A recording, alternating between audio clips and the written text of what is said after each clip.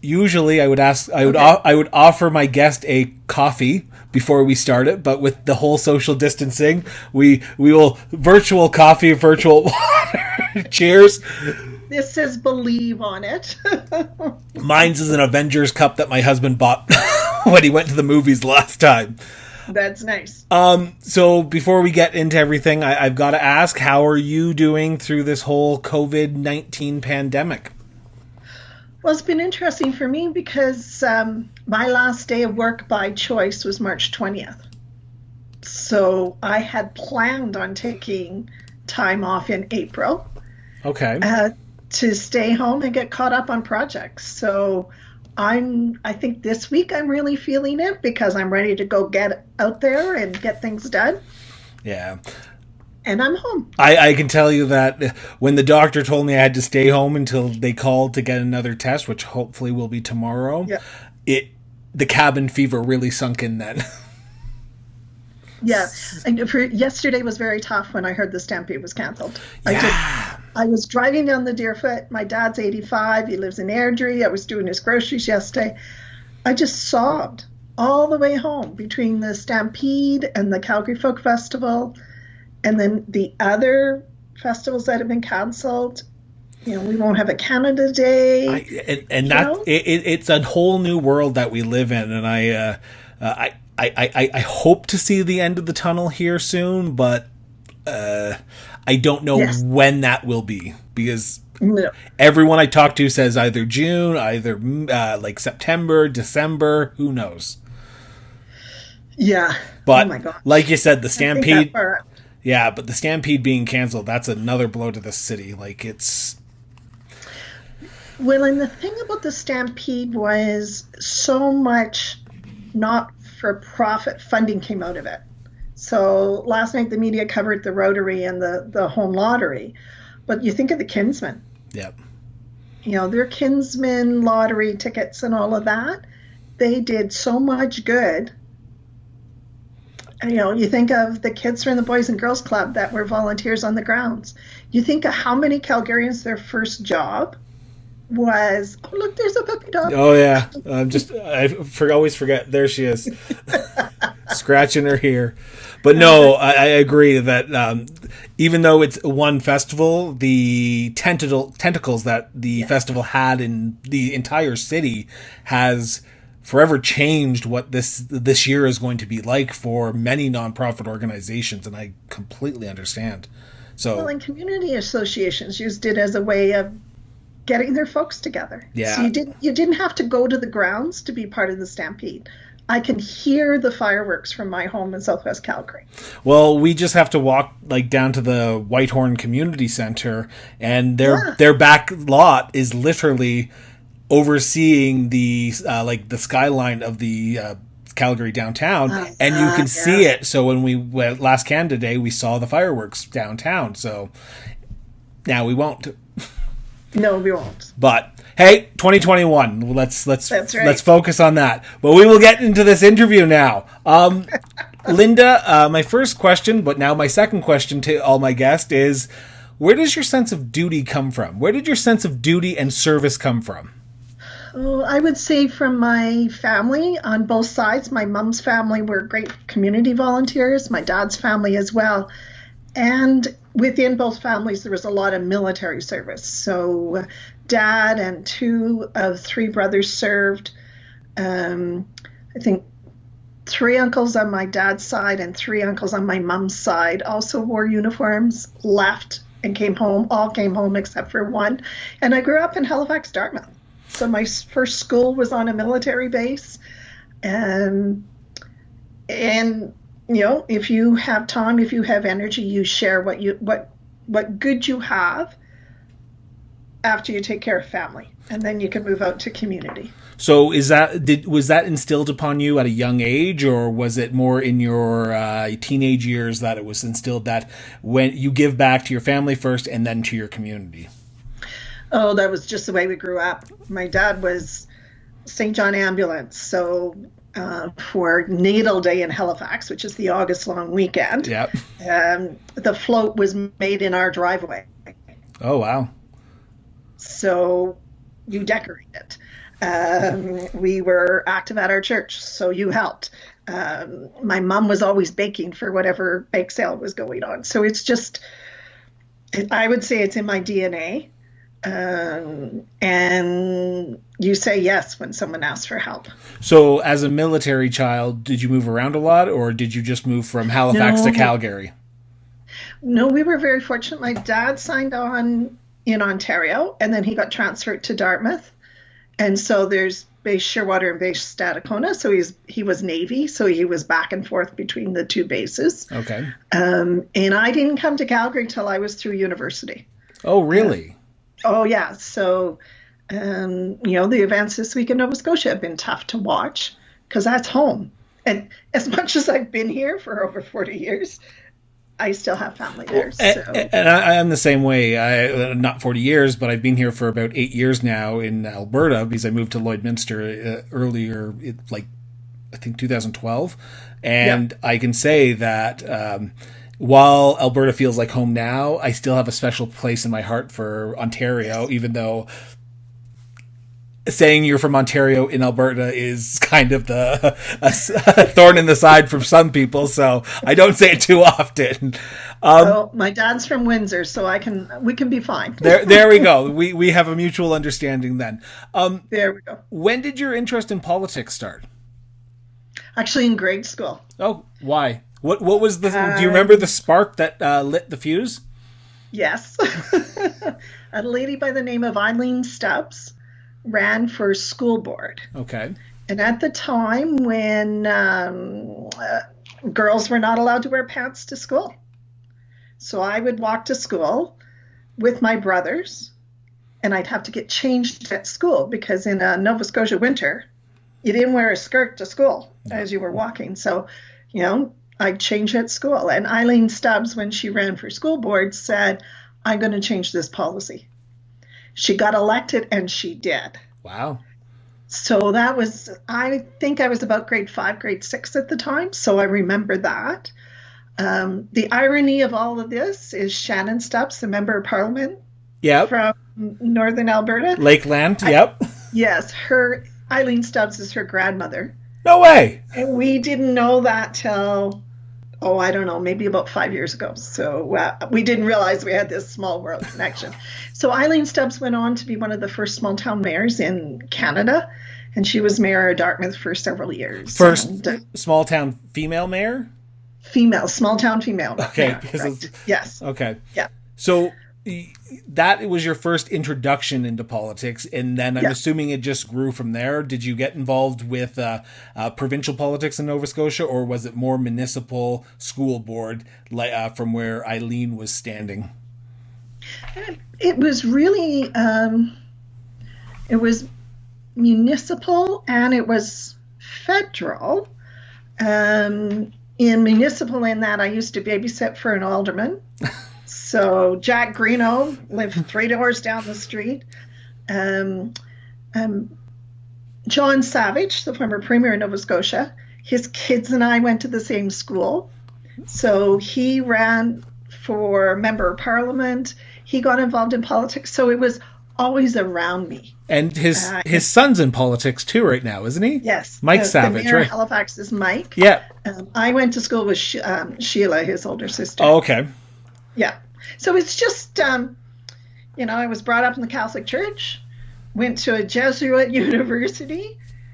You're called on to serve. Did you ever think you would ever enter politics at that age? No. It wasn't a calling for you? It was just something that you were interested in? It was my hobby. And then when I moved to Calgary, I moved during the 1979 federal election. Okay. Didn't know a soul. My dad was transferred by Mobil Oil. They said, we'll move the family out. So I graduated on Monday from St. Mary's and the following week moved to Calgary and found Harvey Andre's campaign headquarters in my first 10 days in Alberta.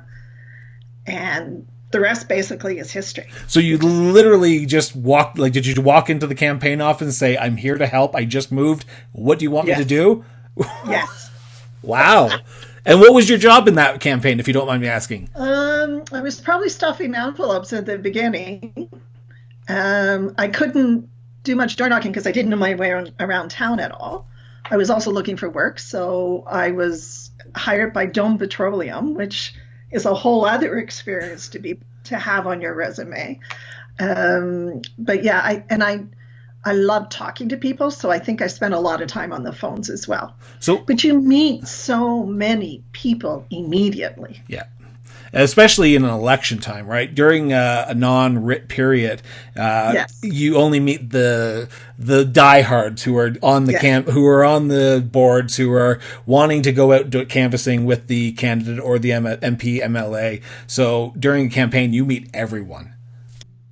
I suggest to people, if you're moving somewhere new, get involved in an election campaign. And no matter what level of government, because provincially, it's a 26-day writ, 21-day writ. You campaign all you want. If you like them, you hang out. If you don't, you're done when the campaign's over. So what made you go to Harvey? Well, So did you go talk to all the candidates? No, I had ties to the federal Conservative Party in Nova Scotia. So they gave me the name of Bobby Miller, who was Harvey's constituency assistant. I was staying in a hotel downtown, the International, just walked down so 4th Avenue, I guess it was. So it honestly just worked out then. It just there was no other option for you. It was just Harvey. And when you met Harvey, were you impressed by him? Did you say this is someone I could actually get behind? Chris, I was a single gal then. There was lots of single people on that campaign. Okay, never mind.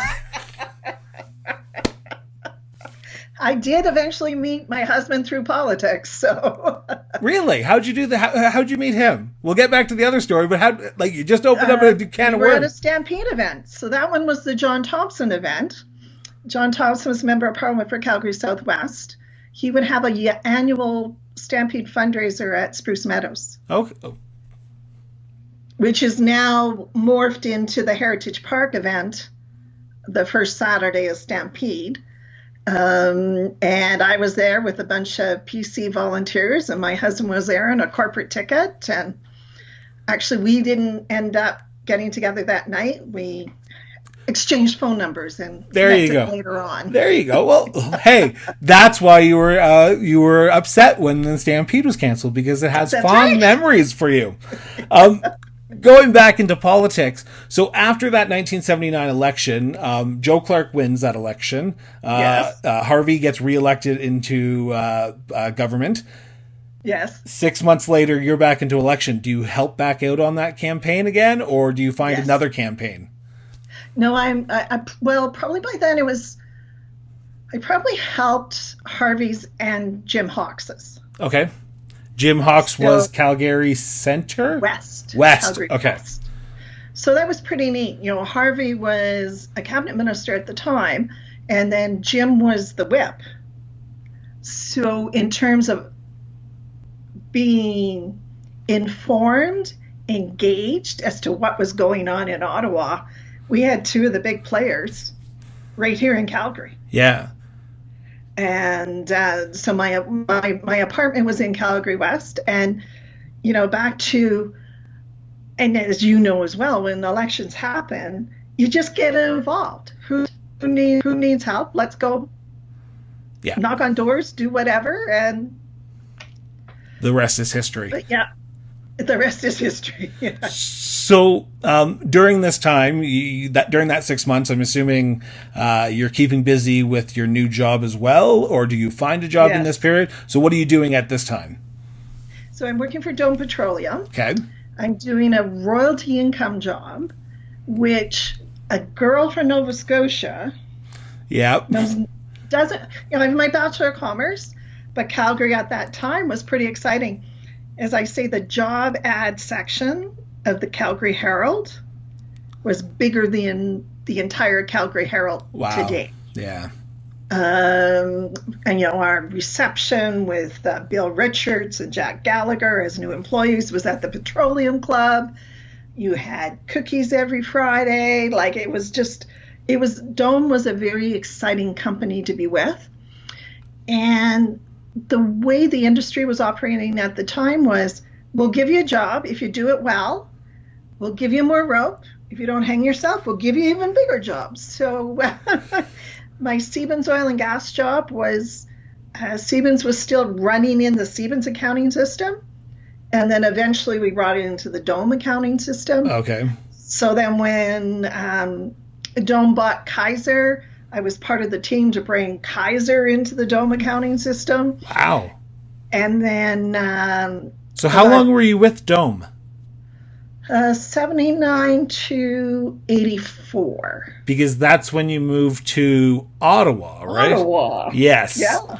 So was that a hard decision for you? Because you're finally set up in Calgary. You finally have roots in Calgary. And now you're thinking, okay, I'm going to pick up and move to Ottawa. Well, I got married in 82. Okay. And my husband was transferred to Ottawa in 84. Oh, so it kind of worked out. It worked out very well because that was also the year of the Brian Mulroney election. So we're driving from Calgary to Ottawa.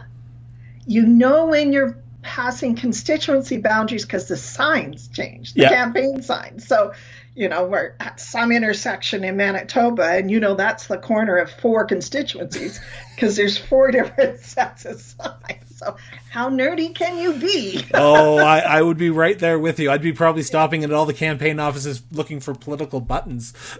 Yeah, I was a newlywed. We do need to get to Ottawa. Oh, there you go.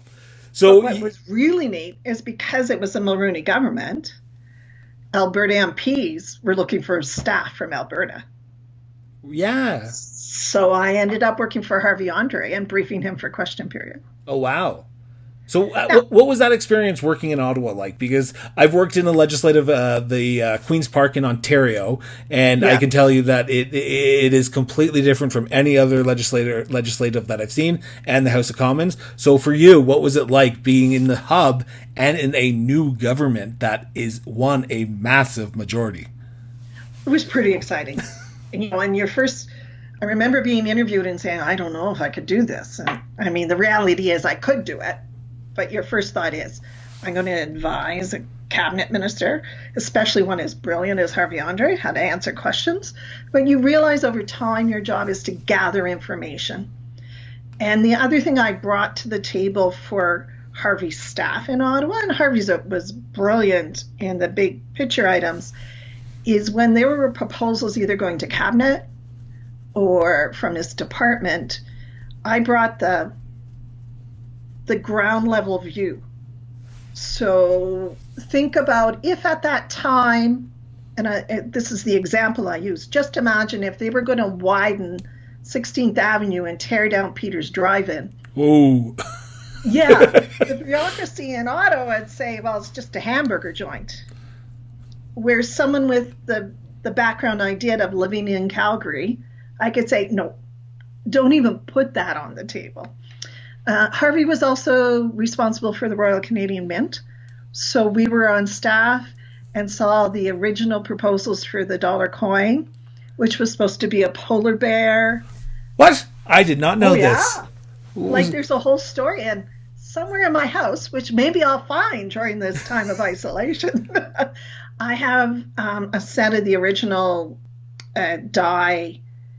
The die. I say mold. But I forget what the right word is that I need. Of the polar bear or of the loonie? It was supposed to be a polar bear coin and not a loonie. But when it got sent from Ottawa to Winnipeg to get made, something got lost. So they had to change it to the loonie. So he was the Minister of Treasury Board then? No, Minister of Supply and Services at the time. Okay. And had responsibility for the mint. And then he moved to National Defense. I was on his staff at National Defense, which was pretty neat. He was Associate Minister of National Defense when, I'm going to say Nelson from the North, Eric Nelson was the minister. And I got to deal with what they called grievances. So if you were a military member who was unhappy with how you're being treated by the military, that file came across my desk. So that must have been serendipitous, because your family, your father, your mother, you saw what the Navy, you saw what the military had gone through. So you knew what these people who were filing grievances were going through at the same time. Wow. Yeah. And so, the department would have a briefing for the minister to make a final decision. But it was interesting to be the person that would do the briefing through to the minister. So, it was a very fortunate time to be in Ottawa. The neatest day was there had been some article in the newspaper about, I'm going to say, the dollar coin. And I had provided the information to Harvey to answer the question. And not that Harvey needed help in answering questions. He just needed the raw material, what's being said, so he could draft his answer. But Minister Mike Wilson got the question. And Harvey took my briefing note and gave it to Mike Wilson. You're this kid that's, I was 25, 26 years old, and there's your answer being shared with the Minister of Finance. So I'm going to go off on a tangent here, but it's still along the same lines. During the 80s, there weren't that many female elected members of Parliament. Correct. They more female staffers, but not a lot. Was the were the women who were staffing, who were elected, sort of a family? Did they rely on each other? Because we all remember the great "I'm nobody's baby" comment that Sheila Copps gave out. But did you ever feel that from the people that you were working for, that maybe they didn't respect me because I was a woman? Or did you feel the respect because you were giving the best job that you had? I've thought about that a lot as I watched what happened in the Alberta legislature to female MLAs after me and before me. And you think about it while you're in Ottawa. And I personally wasn't aware of it. Was it that I was just dumb and didn't hear it? Or someone else made the observation, you may not have got it, Linda, because you are a stronger personality. Now, I was not as strong in the 80s as I am today. But that's the other aspect. Maybe I wasn't looking for it. Maybe if it happened, I didn't pay attention. I have 3 younger brothers. So, and physically, they're all taller than I am. Takes a bit to intimidate me. No, understandable. Yeah, I do have Flora MacDonald as one of my idols. And I still think of the Flora syndrome. And I remember watching that leadership from home and being told you had support and then it not showing up at the polls. It's happened to a lot of people. Sorry, for those who don't know, the Flora syndrome is? So Flora MacDonald, when she ran for leader of the Federal Conservative Party, and I guess that was 76? I was going to say, I think against Joe Clark. Could be. People told Flora she was going to have their votes, but once the votes were counted, she didn't have them. Yeah. So for about 4 or 5 years afterwards, we called that the Flora syndrome. And people tell you to your face they're supporting you, but in the ballot box, they're not. Well, and I think that goes for anyone now, right? In today's society, you can go knock on as many doors as you want, and they will tell you to your face that they will vote for you. But come election day, you get defeated, and you go, "Yep, I expected this," because they tell me one thing to my face, and then right behind me, they will go vote for somebody else. Well, and I don't know when you want to talk about 6 votes and how much every vote. We will get there. So we'll pick that up. Yeah. So you're working in Ottawa. 84 is the election. You're working in Ottawa. You are in the hub of politics. I loved it. Does your husband get transferred, or do you decide, I want to go back to Calgary? My husband gets transferred. Okay. Comes back to Calgary. My parents are here. His parents were in Ontario. But it was a really good opportunity for him. So we come back to Calgary in 1986. I'm 7 months pregnant. Oh, wow. Easiest way to move a child. Um, and I come back. I work for Harvey for until the baby's born. So she's 10 days old. She's going to political events. Our daughter Cheryl, I don't know if you've met Cheryl over the years, but she's been active with a variety of campaigns in town. Not always the same ones as her mom, which is fine. So, did you come back and work for Harvey as a constit assistant? Yeah, just until the baby was born. Okay. Because we knew I'd be taking time off afterwards. Yeah. Then when I was ready to go back to work, at about a year later, I became Jim Hawks's constit assistant. So I've done a lot of political staffing.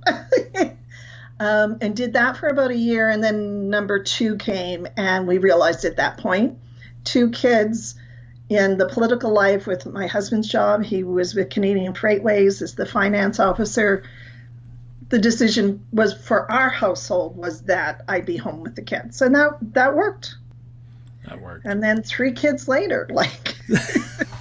So you step back from politics then, but let's just talk about that being a constituent assistant, because it is the unsung job of any political life that if you have a good constit assistant, you will go far. Yes. How was it to be a constit assistant for a cabinet minister? Good. It was being conscious of the number of people who had the answer to solve the problem when they really didn't, and being polite about it. Yeah. Because if I said no, the perception was my boss was saying no. And so it's making sure that you asked all the questions, but you also had to make sure that as a gatekeeper, you didn't become too protective. And I was very fortunate with both Harvey and Jim that they were willing to meet with people. Oh, that's and awesome. I think that's a big key to success of an elected representative. And I think the staffer has to remember they're the staffer and not the person whose name was on the ballot. And I think that helped me with my future experience. So the one area that I want to focus on, I'm not sure if you were a constit assistant during this time, but were you a constit assistant during the GST issue? Or was that just after? GST or the one I remember is the free trade. Free trade? Was it GST? Was free trade because I talked to a few former cabinet ministers back in Ontario. I talked to Donald McDonald, the former free trade advisor, and he said that in Ontario it was a bloodbath. Like they just despised it. Was it like that in Ontario or Alberta? My memory of it is that people had a problem with the manufacturing surtax being taken from hidden. Yeah. I was supportive of the GST because it was, to me, more transparent. Yeah. And I think the Alberta mindset electorate is more numbers-based in their arguments. So you could say, look, if it remains a hidden tax, which a manufacturing tax is, they can jack it up any time. Yeah. If you're going to change the GST, everybody knows you're changing the GST. Yeah. Because at that time, Alberta had no sales tax at all. Right? So adding a tax, like if today's government added a PST, it would be social suicide. So we'll have some drinks about that in about 6 months, okay?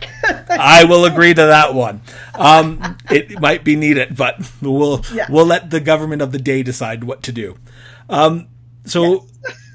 You decide to step back from politics, you start raising a family.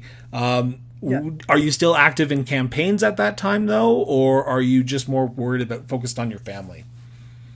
I was a board member. I mean, you do the community association work, you volunteer at the church, you volunteer at the nursery school, you make the Play-Doh, you make the cookies. I was fortunate that I lived in Jim Denning's constituency. Oh, wow. So I was on Jim Denning's board. You just knew everyone, didn't you? Some days yes, and some days no. So that was... he taught me a lot about being a good elected representative, about being a straight shooter. And you talked earlier on, you asked about what it was like to work in Ottawa. I can remember going to a dinner party one night in Ottawa, and they said just wear, you know, comfortable casual clothes. So we wore our good jeans, and everybody else was in dress pants.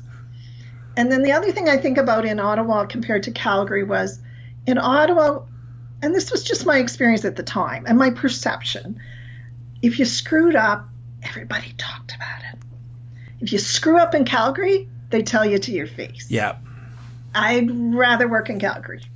I will agree to that too.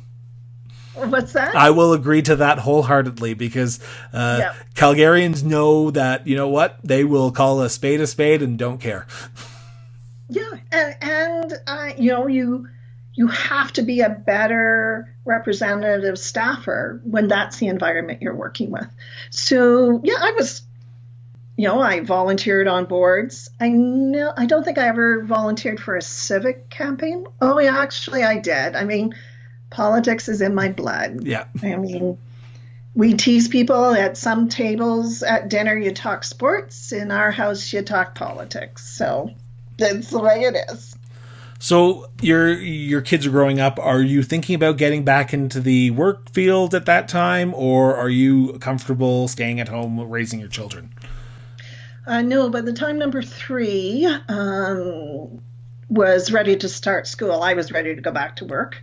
I mean, I did the Tupperware for, I guess, 10, 12 years, could set my own hours, got to network, got to explore all kinds of parts of Calgary, got to know lots of people across town. And I went back to work in the car business. So when you talk about respected fields, politicians are like second or third from the bottom, and car business people are in that same category. Oh, wow. And I worked at 2 different car dealerships in what they call business development. So I was working with the sales team from the floor on doing customer follow-up. Well, that's what politics is. That's what Tupperware was, you know? Do you like my party? Do you like my leader? Do you like my policies? Do you like our car? Do you like the color? Do you like the price? So I did that for 2 years. And then Mr. Stelmach got elected and was looking for new staff in the Calgary office for the PC Party of Alberta. And I applied for the job. Oh, wow. What were you doing in the office? I was the Southern Alberta organizer. So anything south of Red Deer, I'm assuming? Or yeah. Okay, yeah, wow. The Red Deer constituencies to the borders. So you got to see Alberta firsthand then. Absolutely, and meet the lovely characters that make up Alberta. So the big part of the job was support to the constituency associations. So going through their annual meetings, going through their fundraisers. Another part of the job was organizing Premier's dinners. So at that time, there would be a Premier's dinner in Red Deer, Calgary, and Edmonton every year. And then Lethbridge and Medicine Hat would alternate years.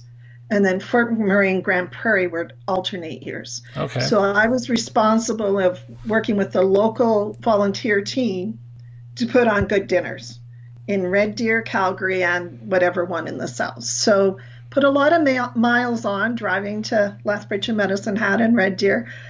Got to know a whole lot of great people across the province. So this is 2009, 2010-ish? 10, 11. Okay.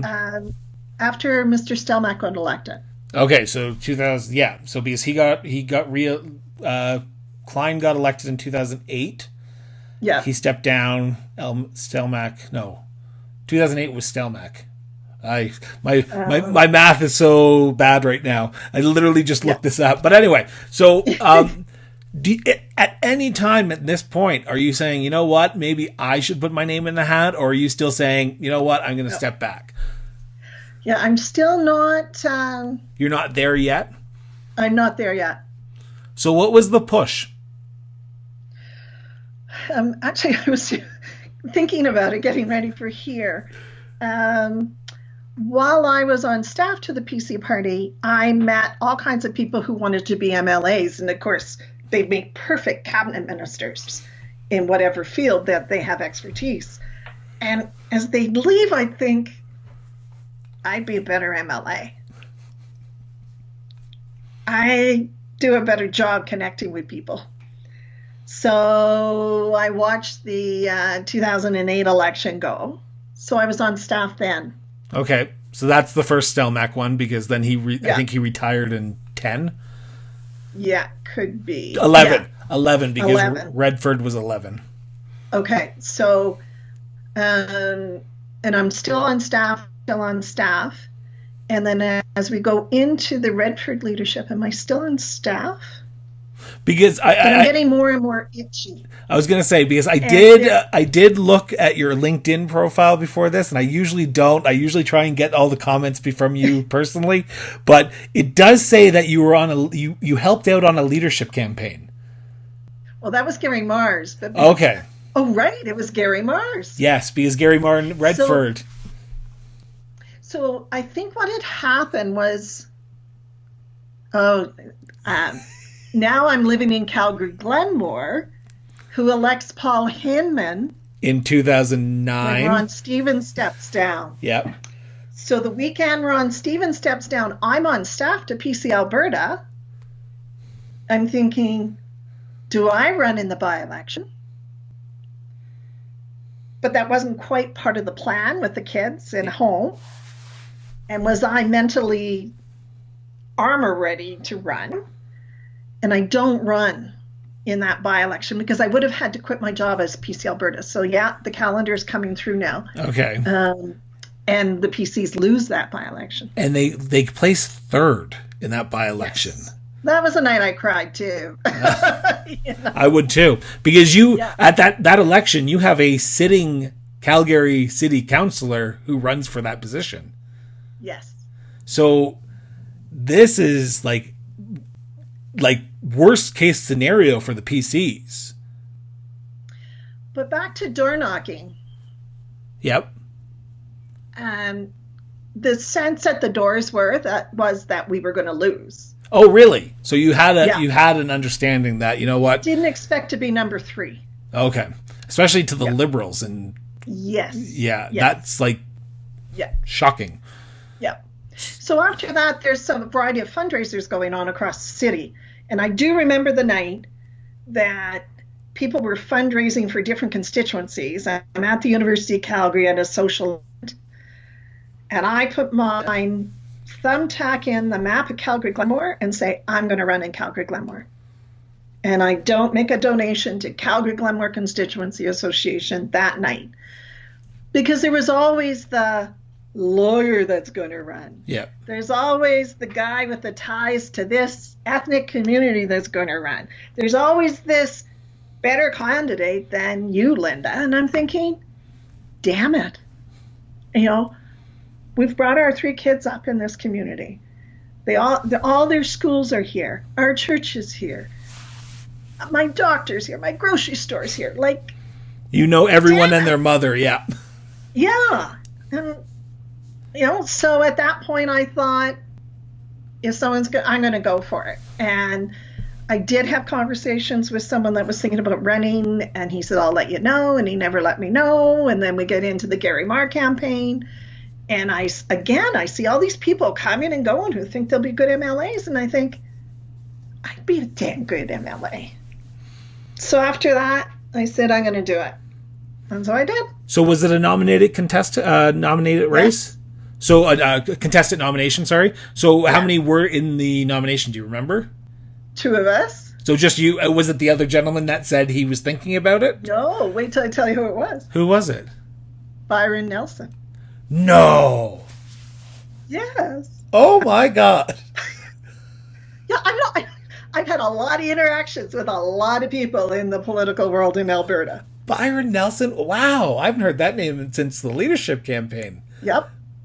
Wow. So ask me how many I won by. I was going to say, do you know? Because usually it's a secret ballot, but do you know how many you won by? 12 votes. Oh, wow. And it was cold. Oh, I remember how cold it was that night. And the PC party had very strict rules about whether you could be in the hall or not. And I'm standing, the committee had measured out how many feet away from the door. I'm in my husband's, we call them the snowmobile boots. They were so big and thick. And it was a cold, cold night. But My get out the vote team came through, and I won the nomination. Now, at the time, here's the we didn't know if Paul Himon did run. The other person that was thinking about running, and I'm going to say his name was Craig, and it began with a C. The Liberal candidate that lived in Lakeview, Craig. Name's not coming to me. So the constituency, Lakeview used to be an elbow, and then it came back to Glenmore. But there was a previous MLA of the Liberal Party living in Lakeview that was thinking about running as well in the 2012 election. Okay. So I would have been running against two former MLAs. Yeah. So you don't put your name forward unless you don't think you're going to win, right? Because you want to win. If you put your name forward and if you just putting your name forward to lose, then there's no point of running. So correct. You put your name forward, and you probably went out there and knocked every door, shook every hand, kissed every baby during that campaign period. Yes, absolutely. That campaign, you have a new leader now. You have Alison Redford as the new leader. Going into that campaign, polls are not showing good things for the PCs.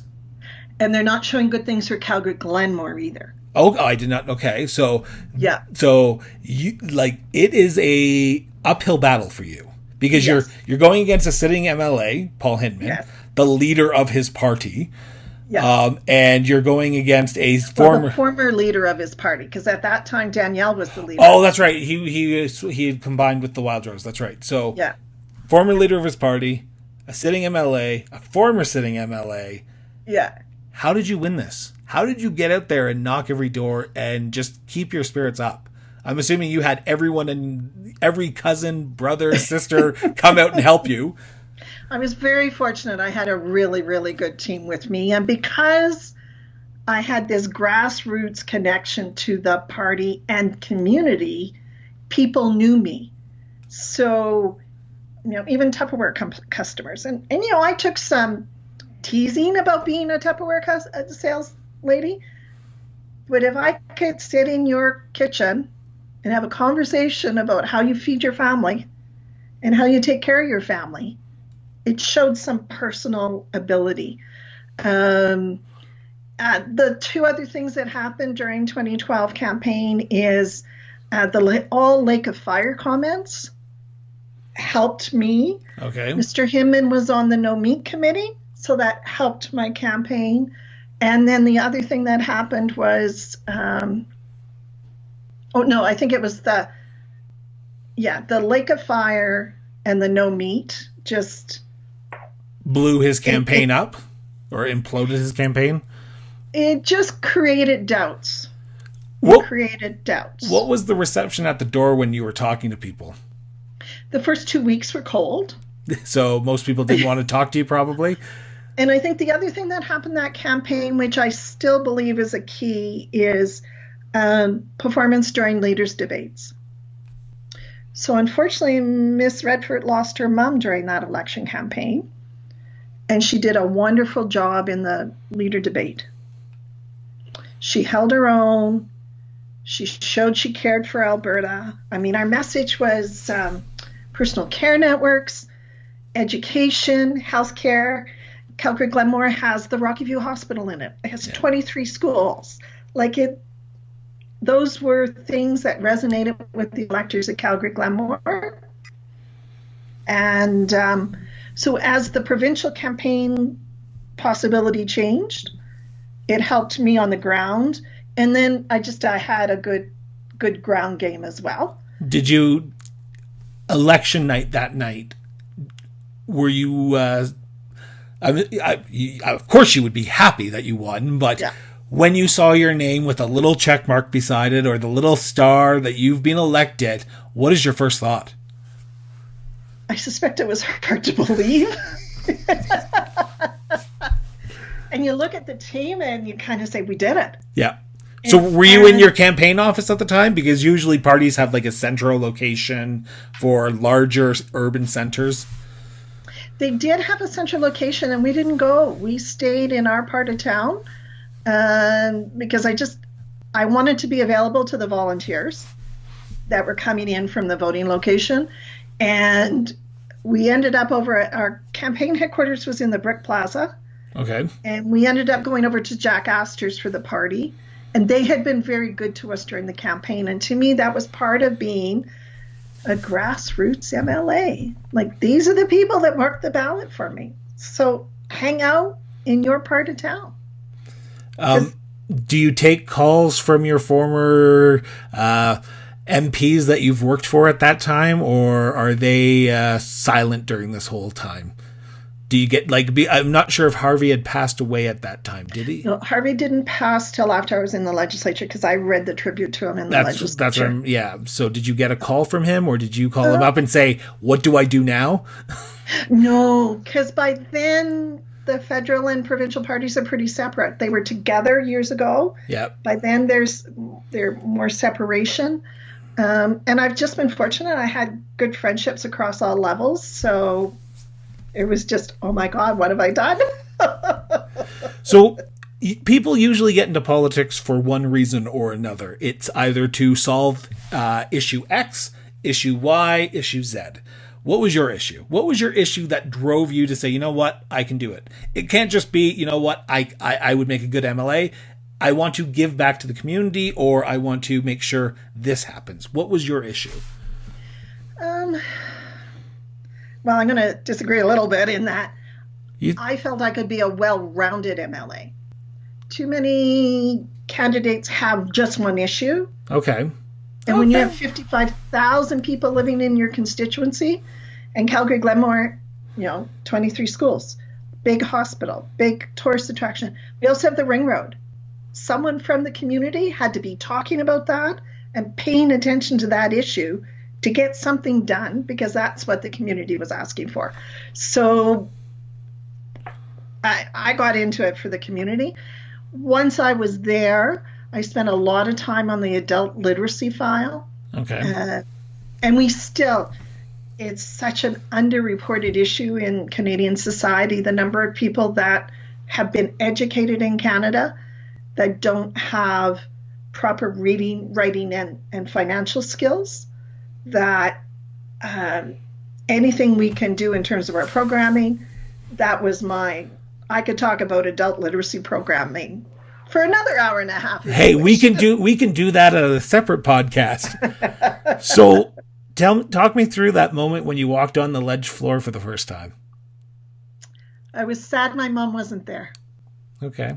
My mom had passed in 2010, and my dad was there, family friends were there. I carried her Bible, and my mom was a crafter, so she did that plastic canvas stuff that I'm sure it's your grandmother that does. But I had her Bible that she had made the cover on, and that's what I got sworn in on, was using my mom's Bible. Wow. Yeah. So you had a little piece of her with you. I did. Yeah. During your time as an MLA, were there issues that you heard from constituents that you went, I didn't expect to hear this?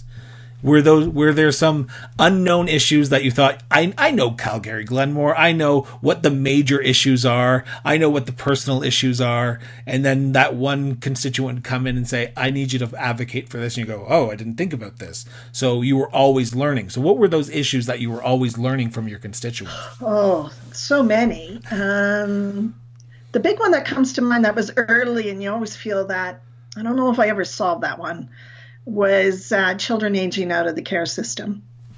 So, and I suspect it still hasn't been solved properly.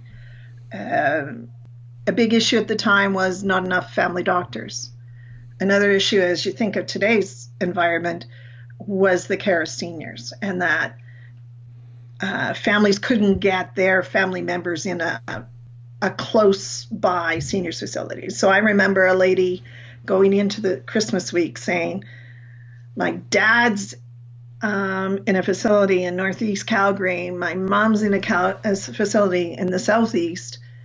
Like, there's no quality life for either one of them or for me to give them the support that they need. So it was, those individual personal issues were harder to deal with because it wasn't a policy discussion. You could go to the minister, you could find kindred spirits in the caucus to say, this has got to be an issue in your constituency too. How do we approach it and get a proper solution? So that part of it, you have days when you drive by someone's house and say, oh, I wonder how they did solve that, because you don't know once you leave the office. Yeah. The big issue that was unexpected for me, and I'll be honest about it, was Bill 10. Really? It never came up at the doors. No one ever came into my constituency office. No one ever brought it up at a town hall meeting. And I like to think of myself as an approachable person and an approachable MLA. We would door knock, we would have the town hall meetings. I had regular constituency meetings, and people did not bring it up to me until the legislation came forward. And you have days where you think, what was I missing? Who was I not relating to? Who was I not reaching out to in community? Who did I hurt unintentionally through all of this? But that was, so I had some initially setback that I was being accused of being a bad person when no one told me that they were having a problem. Yeah. And they hadn't asked for my help beforehand. And we've only talked over Facebook, and I can tell you right now, you are not a bad person. You are an amazing person. So even in our 50-minute conversation so far, you are personable, and I think that people can just open up to you. So I don't see that as an issue. But I know Bill 10 was an issue that was so controversial across this province once it was introduced, and it wasn't beforehand. Right. So it just sort of, like a light switch came on, and everyone had an opinion at that time. During your term, you go through 3 premiers. You go through Redford, Hancock, Prentice. What was it like to serve under 3 leaders and being in such a turbulent era during the PC government? 44 years, and you are now in a unknown vacuum here. Well, I was fortunate that I was chair of Calgary caucus through all 3 of them, too. Yep.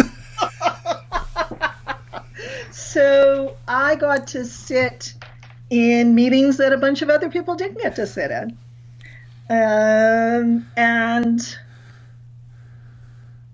I had days where I was frustrated in that politics 101. Listen to your electors. Listen to the people who voted you in. Listen to what their issues are. These conversations we're having do not relate to mom and dad pizza operator, special needs kids in the school.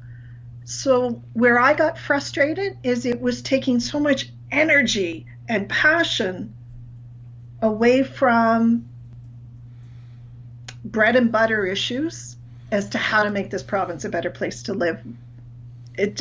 That part of it was very frustrating for me. At the same time, by being chair of Calgary caucus, you needed to remain somewhat neutral.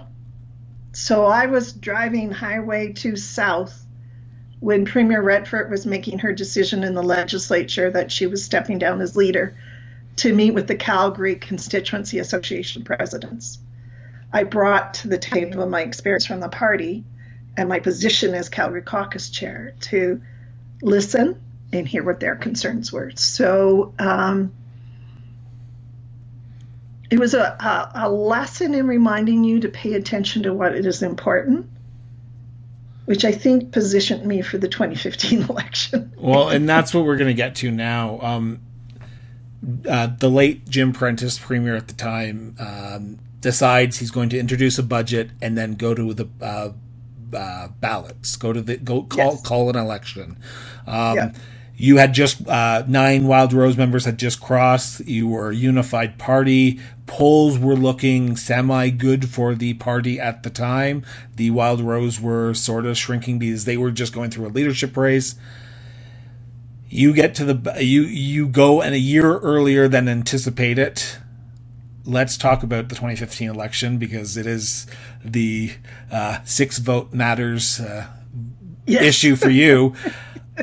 When you started that campaign, what was the attitude on the ground? Tough. The doors were tough. Worse than 2012? In 2012, who are you? You know. Okay. So at least they knew who you were this time. They knew who I was this time. In 2015, they didn't understand the early election call, and I personally disagreed with it as well. We had won the 4 by-elections the fall before. The public, so the non-political people, perceived that as a mandate. They didn't understand why we needed a mandate. So that was a check against. The Conservatives were very upset that it wasn't a tough enough budget. And I mean, if I could replay, I could tell you what the cuts were to education and health. So back to, it's a constituency with 23 schools. We don't need new schools in Calgary-Glenmore, but the grandparents, their kids needed new schools in Southeast Calgary. Yeah. We have healthcare workers in Calgary-Glenmore. So they were all aware of what the PC party was saying and the NDP were saying. So very clear understanding in the electorate. And then Bill 10 didn't help. Bill 10 came up at the doors. Thankfully, we had a deal on the ring road. But there was still, again, discontent with that about the route and the construction and will it go ahead. It became a secondary issue in 2015. And then we just, it was 6 votes. Ask me who was my get out the vote person on election day. If you say Byron Nelson again, I will laugh, but who was it? Whitney Isaac. Really? Yes, MLA for Calgary-Glenmore. Well, look at that, serendipitous. Yes. That first initial thought of, okay, our biggest competition in this election is not the NDP, it's not the Liberals, it's going to be the Wild Rose, because the Conservatives will split and they will go to the Wild Rose. Did you think that, or did you know that the NDP were going to be the biggest obstacle? Because, like you said, leadership debates matter, and the turning point in that election was the debate. Yes. That's when you saw the seismic shift to the NDP. You knew that. What I was still seeing on the ground was anger with the PCs and the Wild Rose about the merger. Oh, on both sides. Really? Both parties were upset. So you used a phrase a few minutes ago about unified parties. The parties were not unified. Well, you had a bigger caucus. You had a unified caucus in some sense. I spoke to your former colleague, Thomas Lukazik, and he had some choice words for it. And he said it was not a unified decision. So I can admit that probably in that caucus room when those 9 crossed the floor, it was a little bit of a challenge. Yeah. But I would assume that when you went out to the public, you had the leader of the Wild Rose, now a PC. You wouldn't be unified. You would have to be unified, but I guess not. No, and sorry, there's noise in the background, so I'm just sending a text to ask my housemates to turn down the music. Well, I can't hear it, so don't worry. Oh, okay, good. Where it had an impact was volunteer resources on the ground. Oh, wow. Yep. I remember knocking at a guy's door. He says, Jim Prentices have been in my home. I'm not voting for your party. I'm so upset with what's happened. And you'd have it from people on who I knew. They weren't coming. They were staying home. Oh, wow. And I used to know the numbers, but I don't right now. So election night happens, May 2015. Yes. What was before the even count started? What was your thought going into it? Well, when you look on at the last PC event, the second last PC event was we had a rally with Jim Prentice the night before. And he's saying to me, Linda, get out. Continue knocking on doors. You got to get the votes. I can remember one day they took me off the doors because I was so frustrated. Oh, wow. I was tired. I knew it wasn't going well. But you keep working hard because you believe that you're the right person for the job. You believe that what you've done and how you've helped people. But we had an example of someone walking up to my campaign team and saying, Linda, you did such a good job solving this problem for me. And my door knocking person said, so Linda can count on your vote? No, I'm voting for the NDP. Wow. So the numbers came in for other constituencies that election night a whole lot faster. I'm home. The campaign manager is very clear. Don't come to headquarters until we know the results. But you can just see people falling across the province. And this one's being defeated and that one's being defeated. And I'm thinking, I got to be with my volunteers. I got to go to headquarters. Because no matter what happens in Calgary-Glenmore, we know these other people that are losing. And we're in shock. We're hurting. So I go over to headquarters and so you wait and wait and wait. And Calgary-Glenmore comes in tied. Literally tied, if I'm not mistaken. Like it was like correct 7,021 to 7,021. Like it was. No, I think it was 7,00015 or 16. That's right. Yeah. So. So I have the Elections Canada book right here. Elections Alberta book, if you want. Okay. So, what's your initial thought? You're like, okay, like I don't know what the future holds now. Election. Right. People aren't calling my riding. It's the only riding that's not being called. And now I'm stuck in limbo for the next few days. Oh, you're stuck in limbo a lot longer. Oh, really? So the election day was Tuesday. Wednesday, Thursday, Friday, the Elections Alberta staff in Calgary-Glenmore recount the ballots. So there were 21,000 ballots cast. And the Calgary-Glenmore returning officer recounts them all one by one. Oh, geez. Yeah. I have to put together a crew to scrutiny. I had the returning, what do they call it? Official agent. Yep. She's available. She's a lawyer by training. She's available. People are calling me with advice. Other people, Thomas Lucasse, he won once by 3 after a recount. Other people are calling me saying, get this lawyer involved, get that lawyer involved. I go to a lawyer that I've known for 30 years in Calgary who has experience with federal recounts, get his advice. You can't take pictures of ballots. You can't touch ballots. I can't be in the room. So we're briefing 2 people away, my scrutineers, to make notes on this batch, ballot marked this way, this batch, ballot marked that way. Returning officer considered it a yay or a nay for the PC or the NDP candidate. So we have these crazy handwritten notes about which ballots are in question. So by Friday, we're 6 votes behind, 5 votes behind, 5 or 6. Must be 6 because then I would have a majority. So then I have to go and make the decision whether I ask for a judicial recount.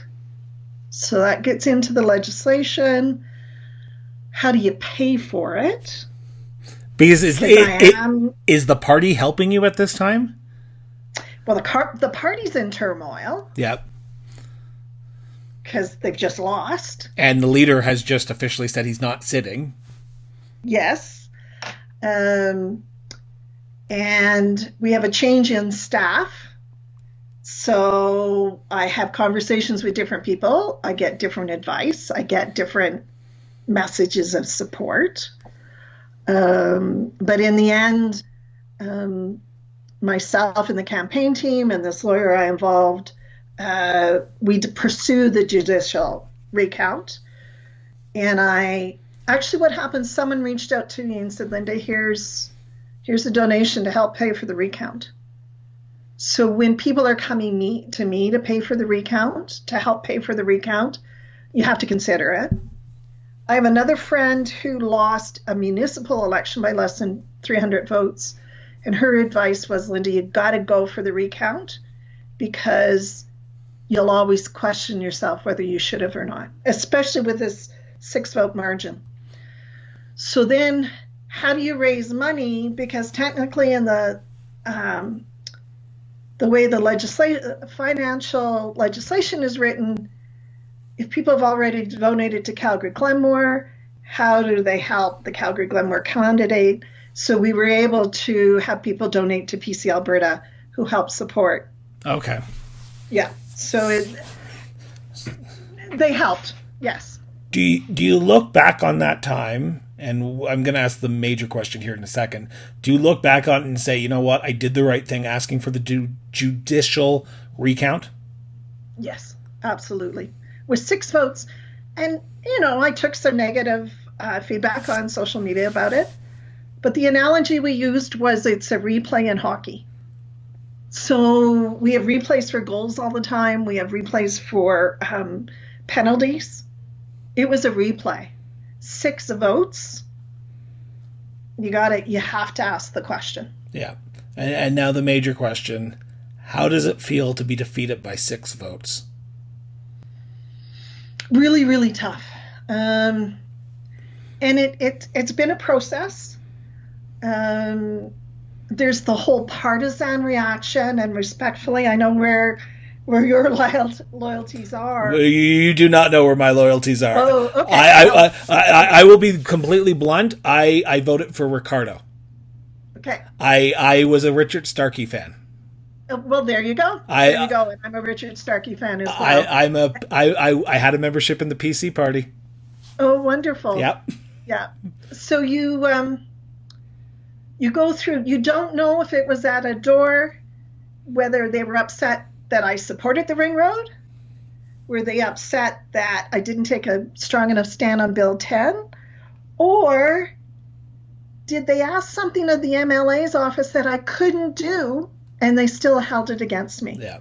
So you had to go through that. My moment of clarity came, and this is before I was ready to move on else. It's a very lonely way to lose an election because when everyone else was packing up their offices, I wasn't. So when I went up to pack up my office, I was by myself. I didn't run into anybody. And people were moving into their new offices. Yeah. But I got my inspiration from Olympians. So when you think of a speed skater, a skier, they lose by seconds. So when you think about all that training, all that effort, and you come second by a hair, 0.25 of a second, I thought if they can do it and get up in the morning, I can find a way to get up in the morning. Now, I regretfully admit that I ran federally in 2015 for the, now I don't like to say their name, Red Party. Okay. I am no longer affiliated with that party if my life depended on it. But after my election, I was defeated, of course. A Red Party in Alberta, not going to happen, especially in the North Alberta. People came up to me and said, "Oh, I voted for you. Oh, I voted for you. Oh, I voted for you." Did you get that? No, I didn't get. I voted for you. I didn't vote NDP. Oh yeah. I didn't vote NDP. Yeah. Yeah. What really hurt was actually a personal friend who I had helped personally and even politically over the years. Didn't vote for me because she didn't like Mr. Prentice. And I looked at her and I said, when you have an issue, it's not Jim Prentice that solves it. It's not Jim Prentice that carries that file. It's Linda Johnson. Yeah. So that, on that level, it really hurt. people, oh, my vote doesn't count. Well, I'm sorry, it does. And if we were sitting in a coffee shop, I would say, look, take those 3 other tables, you'd have a different result in Calgary-Glenmore. Yep. And then I think it took about a year and a half, when I realized losing by 6 votes was actually a win when you looked at how some of my other colleagues lost by their margins. So you think of cabinet ministers. So when I ran civically, people say, well, you're just a PC MLA. I said, but I only lost by 6 votes. People liked how I did my job. Yeah. So, but that was a long time getting to that point. You brought it up. We'll mention it. You decided to run in the 2017 municipal election. Yeah. After being defeated by 6 votes, are you thinking, okay, I have to be able to win this? Or are you working it like you've worked every other election that you've worked in your life, knocking on every door, talking to every person that will let you talk to them? Or was it a different attitude that you had to put on because it's not party politics anymore? It's just Linda Johnson. It's not Linda Johnson, the PC candidate. It's Linda Johnson, the Calgary candidate. And it took a while for me to find my voice. Okay. And I'm glad I ran for Civic because it helped me find my voice in being clear as to why I'm doing what I'm doing and why I have the opinion that I have. I didn't realize how reliant I personally was on the party platform. But in hindsight, if you're a staffer and then you run, you know the party talking points for years. So I think that hindered me probably in my first 4 weeks at the doors. The other thing was I waited too long to get started. My husband and I had decided for our 35th wedding anniversary we were going to Europe, doing one of those European cruises. Thank heavens we did it. And came back, and I didn't get out the doors until the 1st of June. And the eventual winner had been at the doors probably for 6-7 months beforehand. So it all played. And is there politics in the future for Linda Johnson? Because in your at Calgary Herald article there's a quote that says, I will always have a heart for politics, or something along that lines. So is politics in the future for Linda? Probably not as the candidate. I'm over 60 now. I don't know if my knees would take that amount of door knocking. I always say yes when people call and ask for a coffee to talk about politics. But I am at the point now, I will, to your point, be working for candidates and not for parties. So I'm still good friends with Jackie Fensky. Jackie needs help. I will help Jackie. I am trying to get her on the show. We were trying to lock down a date and time because she has an interesting story as well, probably. She does indeed. We have good friends that are active with the Liberal Party federally. I would not be active in their campaign, but if my friend was running, I would find ways to support my friend. Yeah, and I like Ricardo, and I told Ricardo after I came back from the ballot box in the last election, I spoiled my ballot. I know I went out and voted, but I spoiled my ballot. Yeah. I couldn't vote for any of them. I could not. It was hard because none of them earned my vote. Not one person showed up at my door. And I think that's what's wrong with campaigns today. They are relying too heavily on social media. But to that point, how do you get to every door? So, like, not even a campaign. Okay, go ahead. Provincially, there's 55,000 electors. So I don't know, is it 30,000 doors? The odds of me being at your door at the time that you're willing to chat with me. And when it comes to the wards, Ward 11 is Calgary-Glenmore, Calgary-Elbow, and Calgary-Acadia. Like, I don't know how you get to every door. Oh, and I completely understand. My point is, I didn't even see a volunteer, like, campaign worker.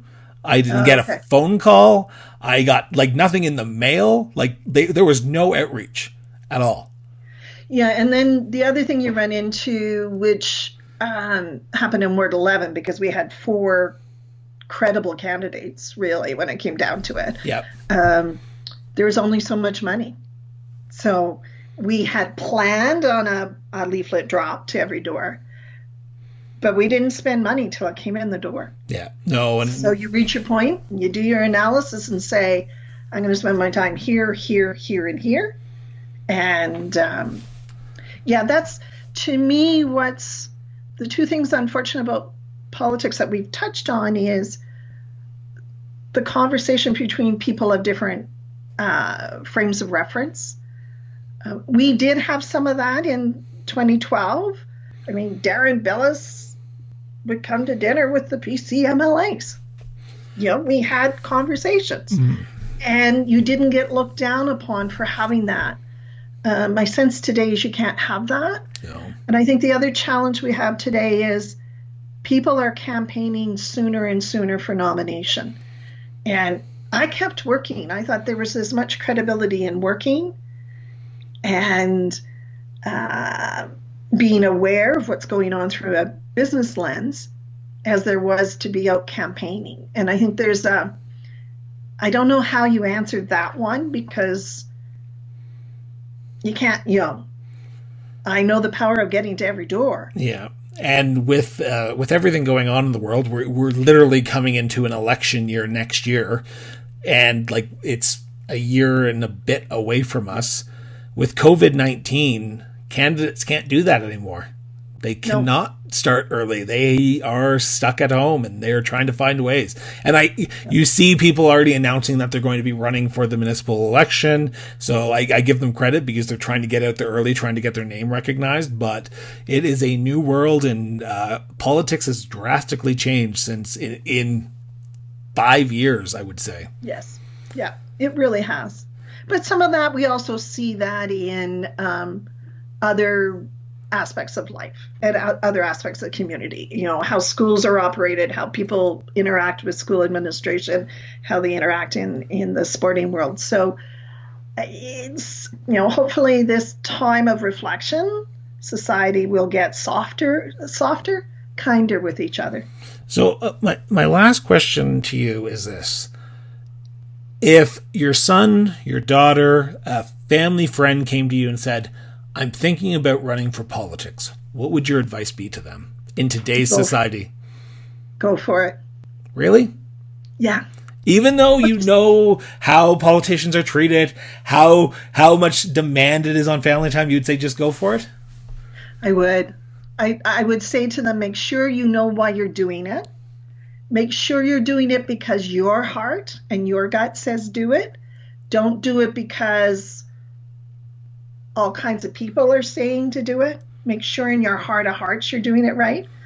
And just think of the number of people you're going to meet. Chris, you and I and Ricardo, would we ever have the depth of conversations we had if we didn't meet each other through politics? No, exactly. And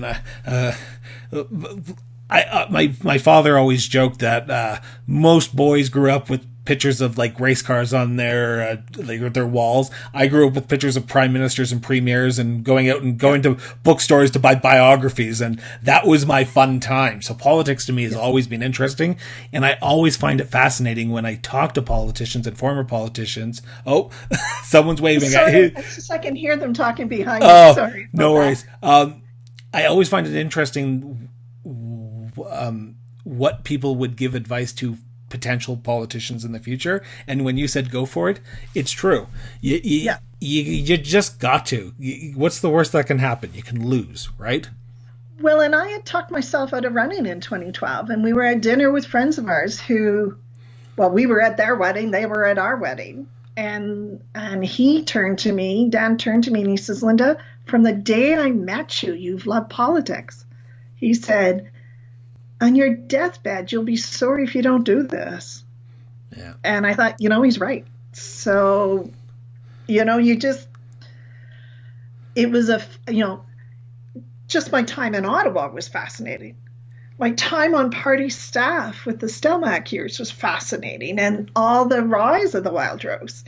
To be elected in 2012 and defeated in 2015 is fascinating times in Canadian and Alberta's history. So, and you don't appreciate it till you left how much you know about, you learn about different things. So I sat on one committee and learned about fungus in wheat. Like, who would have thought? But you learn about fungus in wheat. I learned about the Glenmore Reservoir. I learned about water management. It just, you know, mussels. What are the something mussels that are coming to across Canada? Oh, zebra mussels. Zebra mussels. Like, I used to be able to talk about those. Yeah. And then back to the people you meet, whether it's your fellow elected across all party fields or the people you meet in the neighborhood. Like, you just, it's fascinating, and I still love it. Okay, you edged one more question out of me. You loved it. Do you regret any of it? Yeah, there's one day I regret that I did A instead of B, and it is what it is. Yeah. You have to. You are the person you are because of the decisions you make at the time of Yes. of that. So, Linda, I want to thank you very much for this. This has been enlightening. I hope it's been for you. It was fun. I've gathered so much from you, and I feel like I've just like ripped the surface, and I haven't even got to the meat and bones of it. And we will talk about adult education here at a future date as well. But thank you very much for this. I will ask you to stay on. I'm just going to stop recording, and then I just have a question for you right afterwards. Okay? Okay. Sounds good. Thank you very much again. Well, thank you. It was a pleasure.